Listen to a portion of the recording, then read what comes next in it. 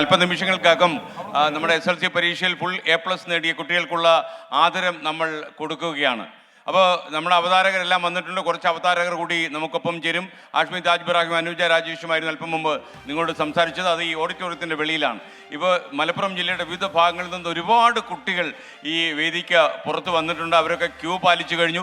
ഇനി അവർക്കുള്ള ആദരം ആരംഭിക്കുകയാണ്. അപ്പോൾ S വിജയകുമാറൊക്കെ, ഗോപികൃഷ്ണനും PP ജെയിംസും അതുപോലെ ദീപക് തർമ്മടവും TK റീജിത്തും പ്രജിൻസി കണ്ണനും ഒക്കെ നമുക്കുണ്ട്. ഇനി കുറച്ച് അവതാരകർ കൂടി നമുക്കൊപ്പം ചേരുന്നുണ്ട്. അപ്പോൾ വിജയകുമാർ, നമുക്ക് തുടങ്ങല്ലേ? തുടങ്ങാം. രാവിലെ തൊട്ട് SK ഇവിടെ ഉണ്ടായിരുന്നു. ഇന്നലെ വൈകുന്നേരം തൊട്ട് ഉണ്ടായിരുന്നു ഇവിടെ. അതെ.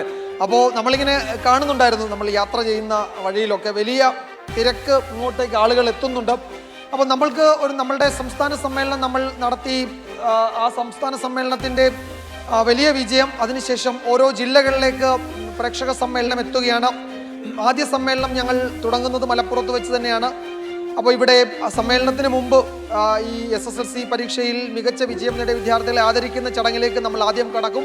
അതിനുശേഷം ഉച്ച കഴിഞ്ഞ് നമ്മൾ സംസ്ഥാന സമ്മേളനത്തിൻ്റെ വിവിധ പരിപാടികളിലേക്ക് കടക്കും. അപ്പോൾ ഞാൻ പ്രജിൻസി കണ്ണനും റിജിത്തിനും മൈക്ക് കൈമാറട്ടോ. എന്നാൽ അതിലേക്ക് പോവാണല്ലേ? യെസ്. അതെ. അപ്പൊ നമ്മുടെ ഇന്നത്തെ അതിഥികൾ VVIPകൾ ഈ കുട്ടികളാണ്. 1500ഓളം കുരുന്നുകളാണ് ഇവിടെ എത്തിയിരിക്കുന്നത്. അവരെ നമുക്ക് ഈ സ്റ്റേജിലേക്ക് വിളിക്കാം. അപ്പൊ നമ്മുടെ വിശിഷ്ട വ്യക്തികൾ ഓരോരുത്തർക്കും മെഡലുകളും സർട്ടിഫിക്കറ്റുകളും നൽകും.